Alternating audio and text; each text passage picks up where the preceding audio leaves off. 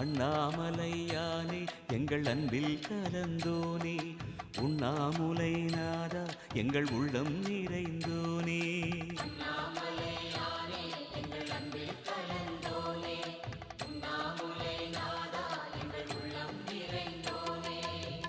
சிவமயமாக தெரிகிறதே, சிந்தையில் சிவயோகம் வருகிறதே, சிந்தையில் சிவயோகம் வருகிறதே.